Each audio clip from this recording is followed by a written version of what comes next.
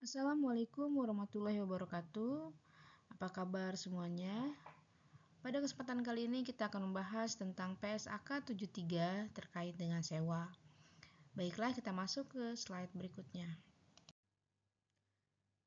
PSAK 73 merupakan PSAK yang diadopsi dari IFRS 16 LIS dan menggantikan PSAK terdahulu yaitu PSAK 30, ISAK 8, ISAK 23, ISAK 24, ISAK 25 dan berlaku aktif mulai tanggal 1 Januari 2020. Oke, sebelum kita masuk ke dalam definisi sewa, kita akan membahas dulu tentang skema sewa. Jadi di sewa ini kita akan mengenal dua pihak yang terlibat. Yang pertama adalah pihak yang menyewakan atau pesewa atau lesor. Kemudian pihak yang menyewa atau penyewa atau lesi. Nah, kedua belah pihak inilah yang nanti berperan dalam proses sewa. Jadi pihak yang menyewakan atau kita sebut dengan lesor itu akan memberikan objek kepada pihak yang menyewa atau lesi, ya. Jadi objek tersebut akan diberikan hak penggunaannya atau hak pengendalian asetnya kepada si lesi. Ya, aset ini berbentuk aset identifikasian. Apa itu aset identifikasian? Bahwa aset tersebut memang sudah ditentukan di awal kontrak. Ya, misalnya kalau kita menyewakan mobil, mobilnya adalah mobil yang misalkan mobil minibus dengan plat nomor sekian sekian, kemudian dengan warna yang misalkan warnanya merah gitu ya. Nah, itu harus sudah sesuai di kontrak di awal ya. Jadi, selama kontrak itu berlangsung bahwa tidak boleh ada aset yang diubah atau diganti. Jadi, selama proses penyewaan tersebut, aset yang digunakan adalah aset tersebut atau aset identifikasian yang sudah kita tentukan di awal kontrak ya, tidak boleh diubah. Nah, kemudian pihak yang menyewa atau lesi ini kemudian mereka akan memberikan sebuah imbalan kepada pihak yang menyewakan. Nah, imbalan tersebut digunakan sebagai pertukaran dengan hak penggunaan aset identifikasian. Nah, di sini yang perlu teman-teman ketahui adalah bahwa penggunaan aset identifikasian itu dilakukan dalam jangka waktu tertentu ya. Biasanya yang dikategorikan dalam kontrak ini, kontrak sewa ini adalah yang jangka waktunya lebih dari 12 bulan. Oke, selanjutnya kita akan membahas apa itu sewa menurut PSAK 73 ya. Jadi sebuah kontrak dikatakan dia mengandung sewa jika kontrak tersebut memberikan hak untuk mengendalikan penggunaan aset identifikasian selama suatu jangka waktu untuk dipertukarkan dengan imbalan. Nah, inilah yang menjadi perbedaan antara sewa menurut PSAK 73 dan PSAK 30. Kalau di PSAK 73 bahwa kontrak tersebut mengandung sewa jika memberikan hak untuk mengendalikan penggunaan aset. Ya, sedangkan di PSAK nomor 30 yang menjadi dasar penentuan sewa adalah ketika ada pengalihan risiko dan pemanfaatan aset. Ya, jadi kalau di PSAK 73 lebih kepada pengendalian atas aset tersebut. Nah, yang menjadi ciri berikutnya adalah bahwa sebuah kontrak bisa dikatakan dia mengandung sewa jika dilakukan selama jangka waktu tertentu. Jangka waktu tertentu di sini biasanya lebih dari 12 bulan, seperti itu ya. Oke, selanjutnya kita lihat beda PSAK 73 dan PSAK 30 dari sisi lesi. Ya, tadi sudah kita bahas bahwa yang membedakan antara PSAK 73 dan PSAK 30 adalah dari kalau PSAK 73 itu apa ada atau tidak pengendalian atas aset oleh penyewa. Sedangkan PSAK 30 ada atau tidak pengalihan resiko dan manfaat aset. Nah, kemudian kalau kita lihat dari sisi lesi, ketika dalam kontrak tersebut ada klausa yang mengatakan bahwa ada pengendalian atas aset oleh penyewa, maka bisa kita kategorikan kontrak tersebut adalah kontrak sewa. Ya, ketika kontrak tersebut mengandung adalah kontrak sewa, maka ada hal-hal yang menjadi konsekuensi bagi lesi. Ya, yang pertama, lesi harus mengakui adanya aset hak guna. Yang kedua, harus mengakui liabilitas sewa. Yang ketiga, harus mengakui beban penyusutan, dan juga yang terakhir adalah beban bunga. Nah, jadi ada 4 hal yang menjadi konsekuensi ketika kontrak tersebut adalah kontrak sewa, ya. Kemudian kalau kontrak tersebut tidak mengandung pengendalian atas aset oleh penyewa, maka kontrak tersebut bukanlah kontrak sewa. Sehingga lesi cukup mengakui adanya beban sewa saja. Gitu ya. Kemudian untuk PSAK 30 kita lihat dalam klausanya apakah ada klausa yang mengatakan adanya pengalihan risiko dan manfaat. Kalau ada, maka sewa tersebut kita kategorikan sebagai sewa pembiayaan. Ketika sewa diakui sebagai sewa pembiayaan, maka ada 4 hal yang harus menjadi konsekuensi dari lesi. Ya, seperti halnya yang tadi ada 4 hal, yaitu ada aset hak guna, liabilitas sewa, beban penyusutan, dan beban bunga. Nah, kalau klausanya mengatakan bahwa di kontrak tersebut tidak ada pengalihan risiko dan manfaat aset oleh penyewa, maka kontrak tersebut kita akui sebagai kontrak sewa operasi. Ketika kontrak diakui sebagai sewa operasi, maka pihak lesi cukup mengakui adanya beban sewa saja. Kita lanjut ke slide berikutnya. Oke, selanjutnya kita lihat PSAK 73 dan PSAK 30 dari sisi lesornya. Dari sisi lesor, konsep PSAK 73 dan PSAK 30 masih sama, yaitu kita lihat ada atau tidaknya pengalihan risiko dan manfaat kepada penyewa. Kalau seandainya ada, ini teman-teman harus ingat ya, kalau ada berarti sewa tersebut dikategorikan sebagai sewa pembiayaan. Ketika sewa tersebut dikategorikan sebagai sewa pembiayaan, maka lesor harus mengakui 2 hal, yaitu piutang sewa dan pendapatan bunga. Kalau seandainya tidak ada pengalihan risiko dan manfaat kepada penyewa, maka sewa tersebut dikategorikan sebagai sewa operasi dan lesor hanya mengakui adanya pendapatan sewa. Oke,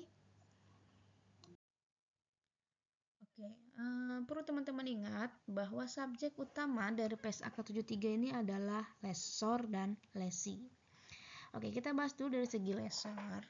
Bagaimanakah kontrak bisa diakui sebagai kontrak sewa atau mengandung sewa? Nah, berikut adalah ketiga syarat yang harus terpenuhi untuk bisa mengklasifikasikan bahwa kontrak tersebut adalah kontrak sewa atau bukan.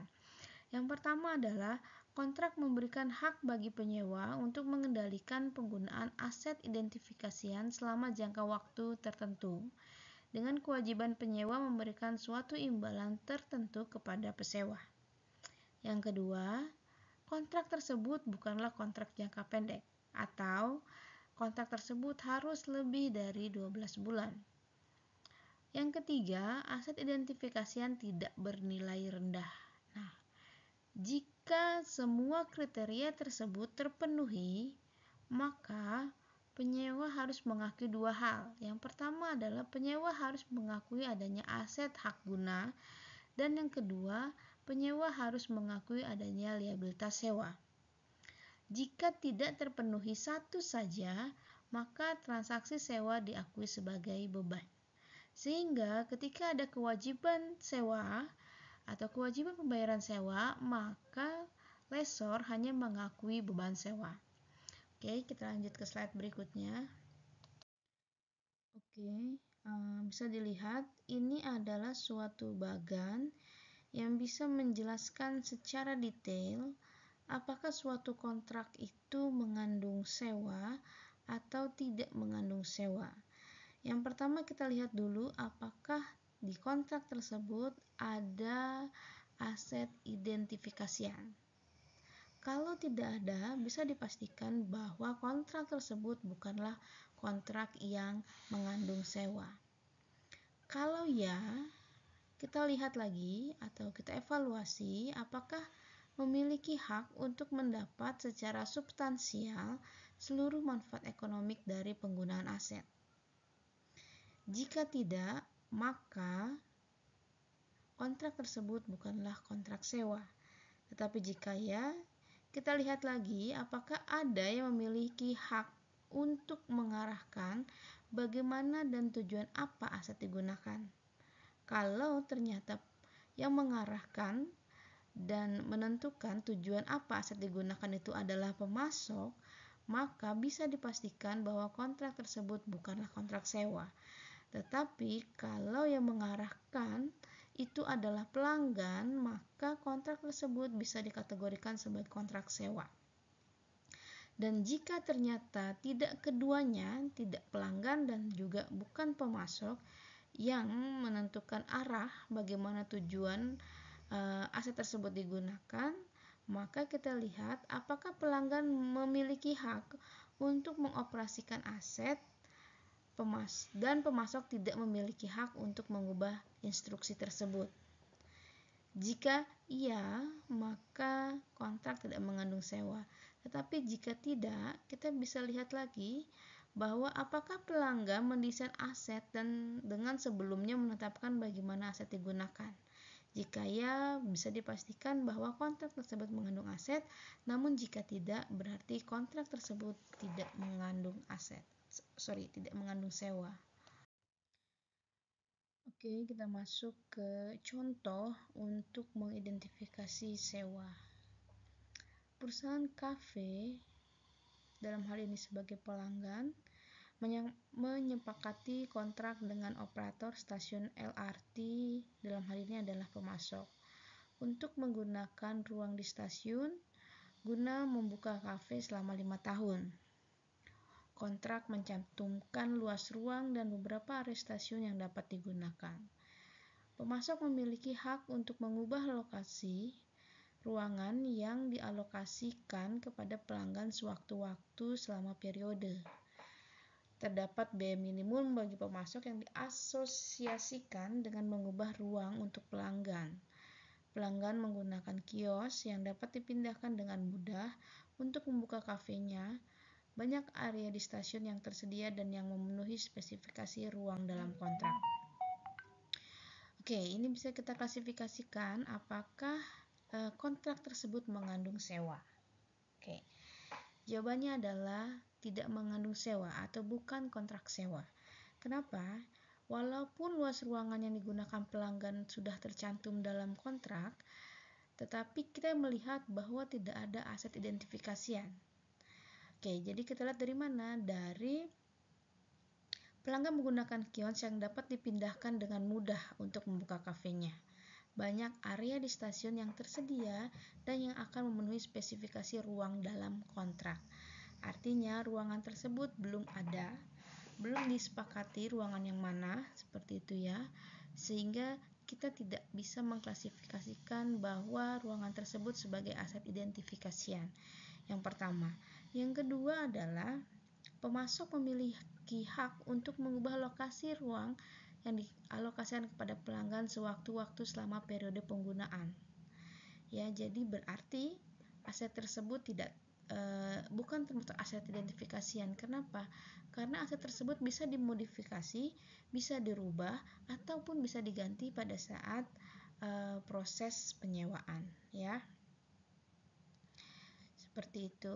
Oke, berarti untuk kasus ini kita bisa menyimpulkan bahwa kontrak tersebut bukanlah kontrak yang mengandung sewa. Oke, kita masuk ke contoh kedua, yaitu ada PT Anggrek melakukan kontrak sewa peralatan selama 3 tahun. Pembayaran sewa per tahunnya adalah 20 juta di tahun pertama, 24 juta di tahun kedua, dan 28 juta di tahun ketiga. Tidak ada opsi membeli dan insentif lain dalam kontrak. Bunga implisit sebesar 4,235% sehingga nilai kini dari sewa sebesar 66 juta ya. Perlu diingat teman-teman, ini nilai kininya sudah diketahui sebesar 66 juta, sehingga teman-teman tidak perlu lagi mencari present value dari nilai kontrak tersebut ya. Jadi itu adalah dasar kita nanti mencatat aset hak guna dan liabilitas sewa ya.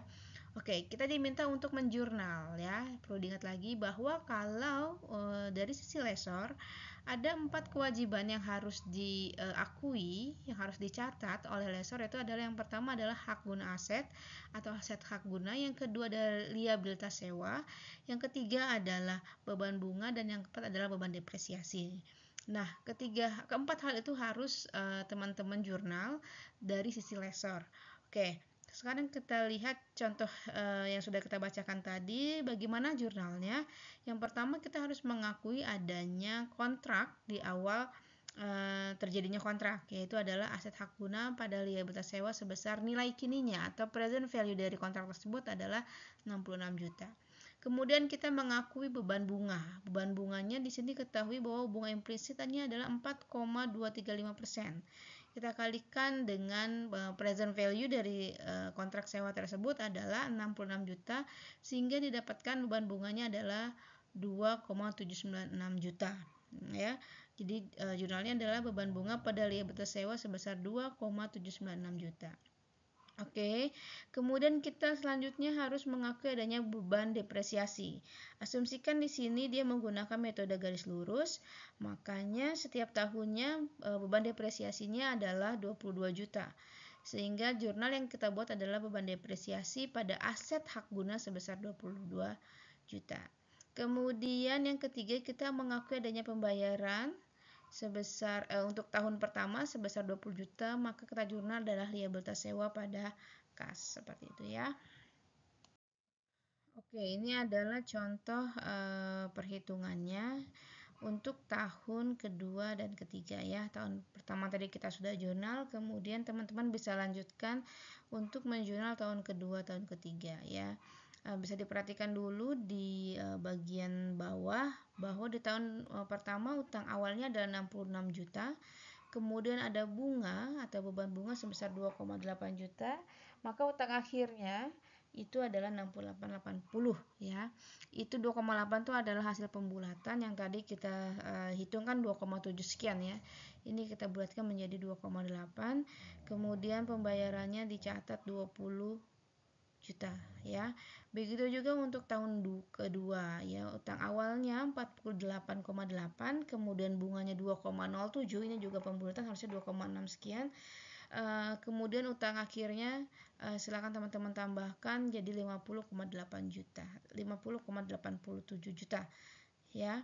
Dan seperti itu. Oke. Begitu juga untuk tahun ketiganya. Silakan dipelajari dan dipahami. Oke, selanjutnya kita akan membahas tentang pengukuran awal kontrak sewa dari sisi lessor. Ini adalah menentukan berapa jumlah aset hak guna yang akan kita laporkan.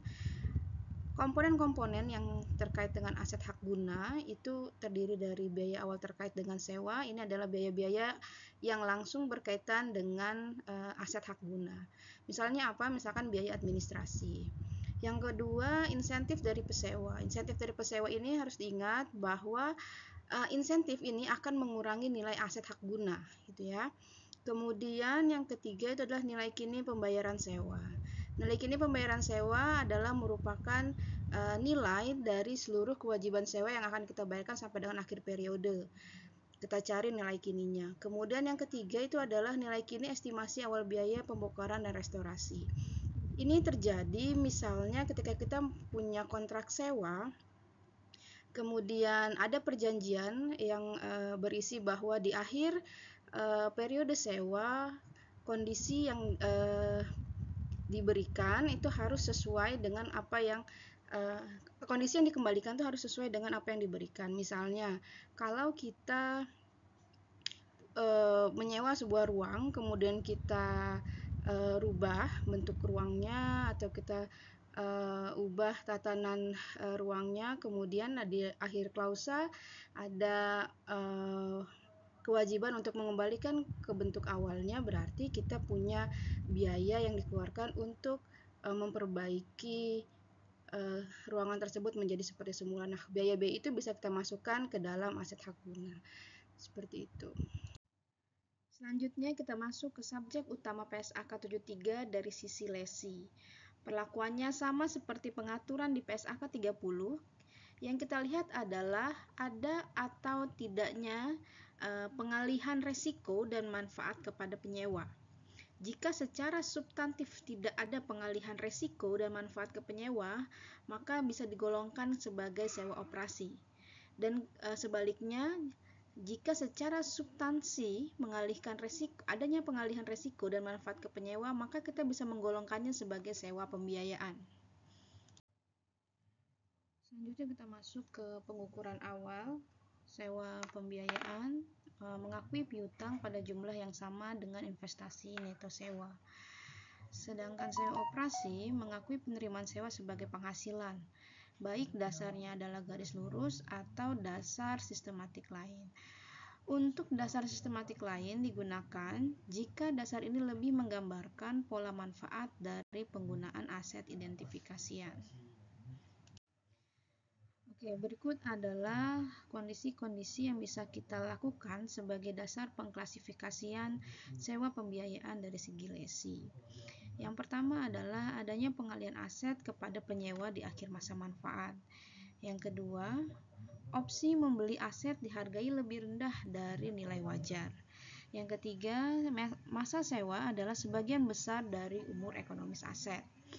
Yang keempat, di awal kontrak, nilai kini dari pembayaran sewa mencakup seluruh substansial nilai wajar aset.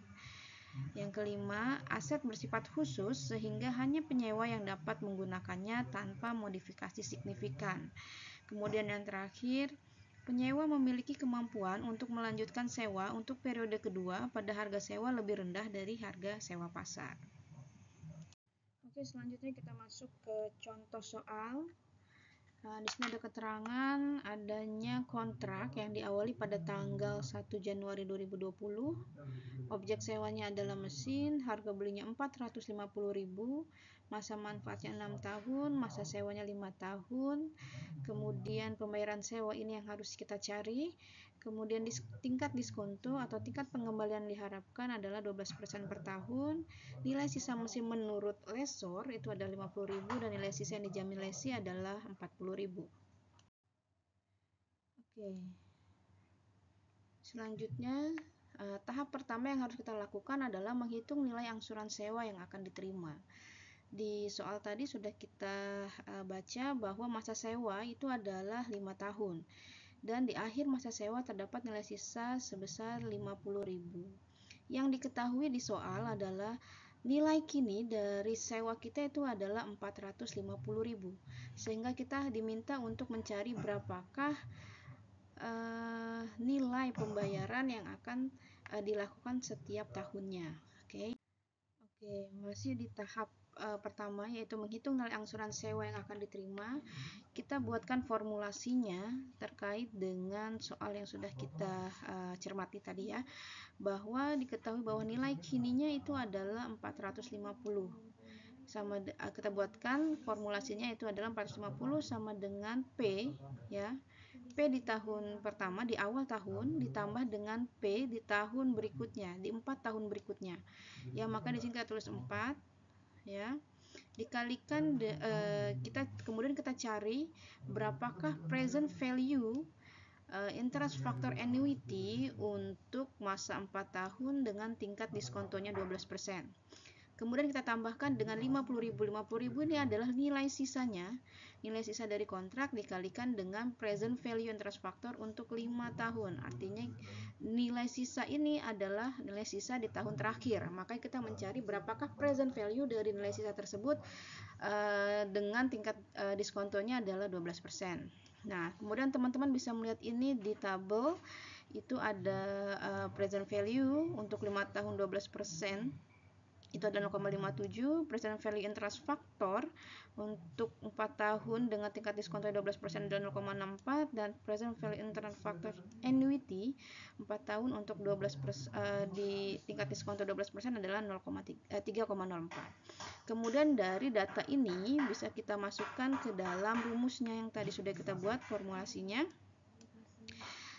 450 sama dengan P ditambah P dikali 304 ditambah 50.000 dikali 0,57 ya. Kemudian nanti didapat nilai P-nya adalah 432.000,05 rupiah. Ini adalah jumlah yang harus kita catat pembayarannya di setiap tahunnya. Oke. Tahap kedua yang harus kita lakukan adalah menyusun tabel penerimaan piutang sewa. Ya, ada 5 tahun dimulai dari tahun 2020 sampai dengan 2024.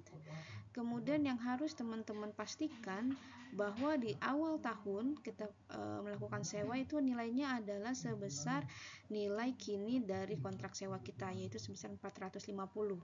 Kemudian penerimaannya adalah penerimaan yang sudah kita tuliskan atau sudah kita cari sebelumnya ya, dengan menggunakan present value.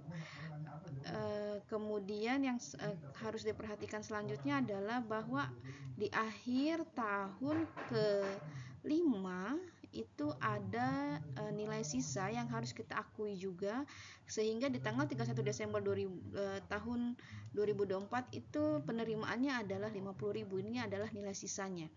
Kemudian untuk menentukan bunga, yang perlu diingat adalah di tahun pertama kita tidak perlu mengakui adanya bunga. Kenapa? Asumsinya adalah nilai kini itu terdiri dari keseluruhan nilai kontrak kita ya. Jadi di tahun pertama nilai bunga ini sudah termasuk ke dalam saldo awal itu ya. Kemudian untuk tahun-tahun berikutnya bunga itu kita kalikan saldo awal tahunnya dikalikan dengan tingkat diskontonya, yaitu 12%. Kemudian mencari pokok itu adalah teman-teman tinggal mengurangkan antara penerimaan dengan saldo awalnya.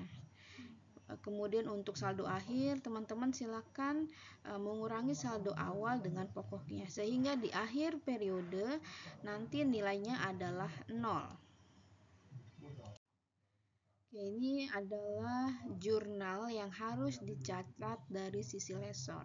Di awal tahun atau di awal kontrak, yaitu tanggal 1 Januari 2020, lesor mengakui adanya piutang sewa ya sebesar nilai kini dari kontrak tersebut. Kemudian ada pengakuan penerimaan piutang sewa terkait dengan pembayaran yang sudah kita hitung tadi sebesar 432.000. Kemudian di akhir periode lesor harus mengakui adanya pendapatan bunga ya, dengan cara menjurnal piutang sewa pada pendapatan bunga sebesar 41.468. Ini teman-teman bisa lihat di dalam tabel. Oke, untuk tahun kedua teman-teman tidak perlu lagi mengakui adanya piutang sewa, teman-teman hanya mengakui adanya pembayaran piutang sewa ya, yaitu jurnalnya adalah kas pada piutang sewa. Kemudian di tanggal 31 Desember sama teman-teman harus mengakui adanya pendapatan bunga, yaitu piutang sewa pada pendapatan bunga, jumlahnya sesuai dengan tabel yang sudah kita cari sebelumnya.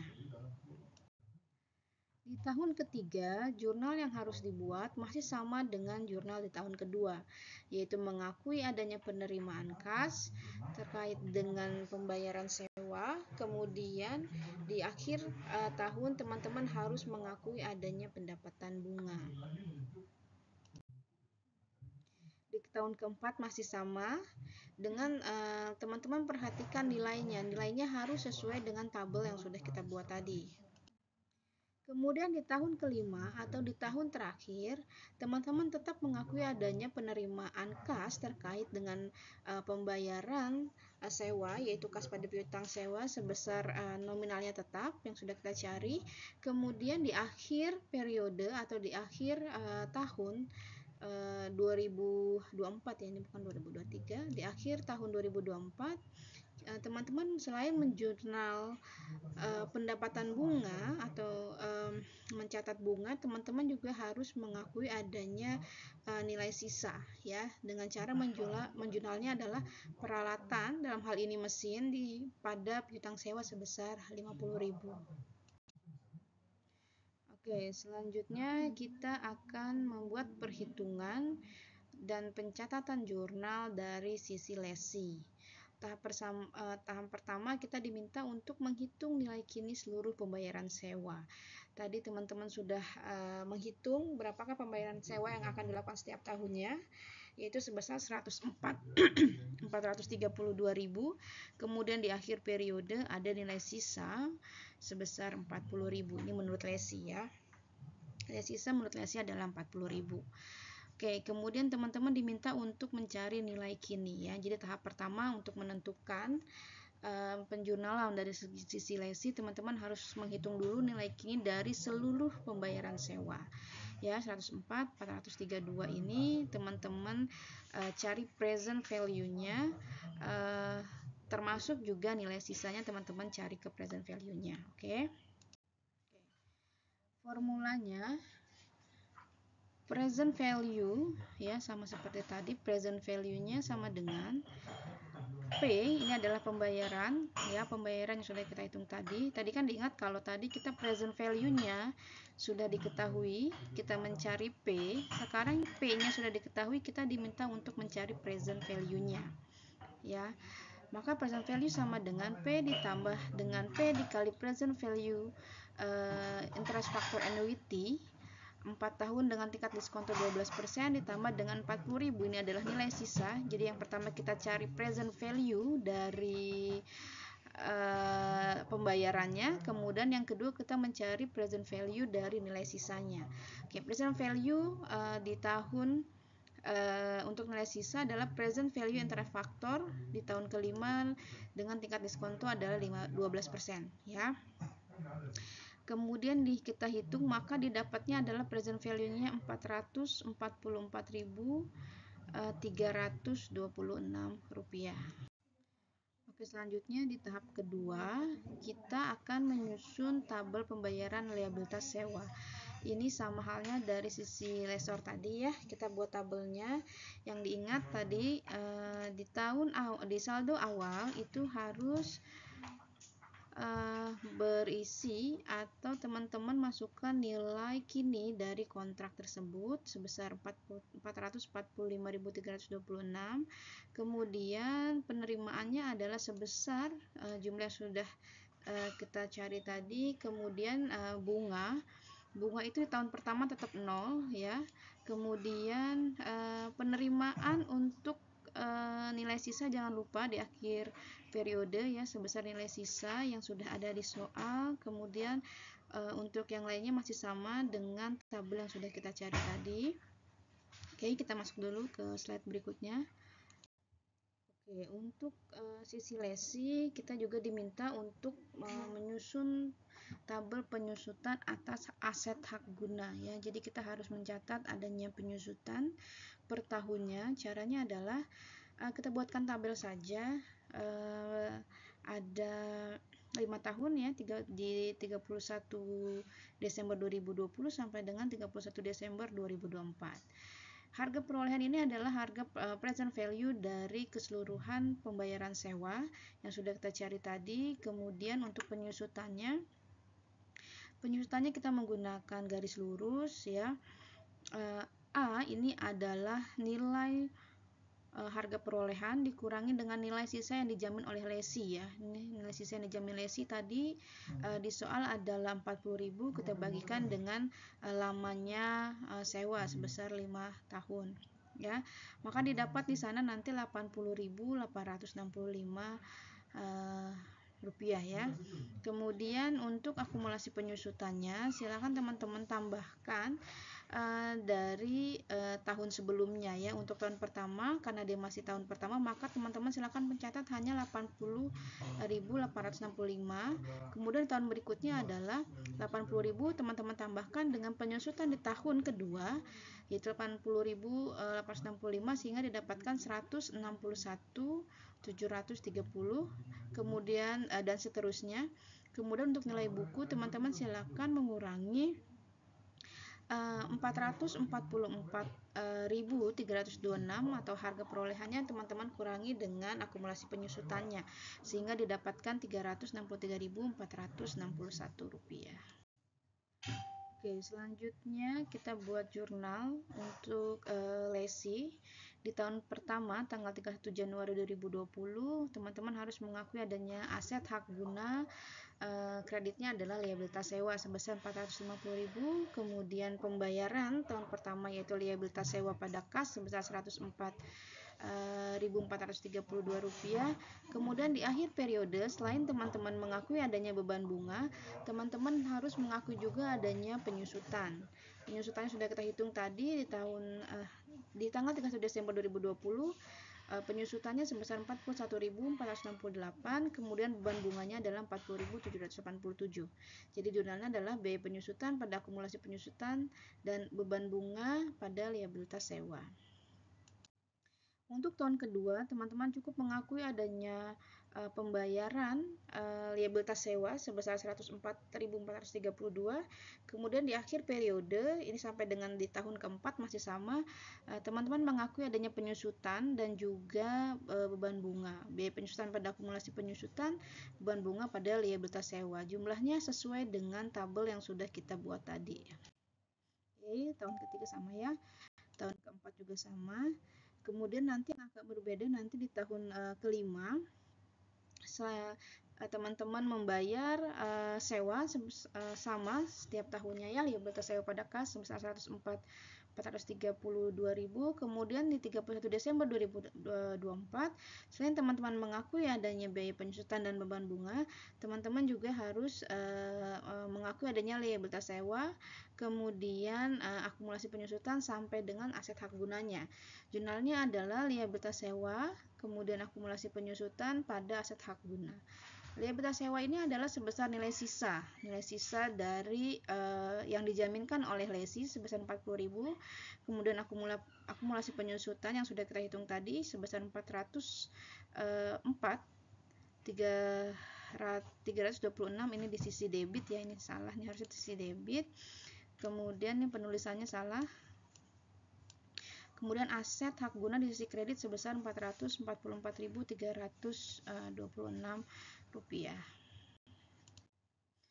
Oke, demikianlah tadi pembahasan kita tentang sewa PSAK 73. Silakan teman-teman pelajari. Saya akhiri. Assalamualaikum warahmatullahi wabarakatuh.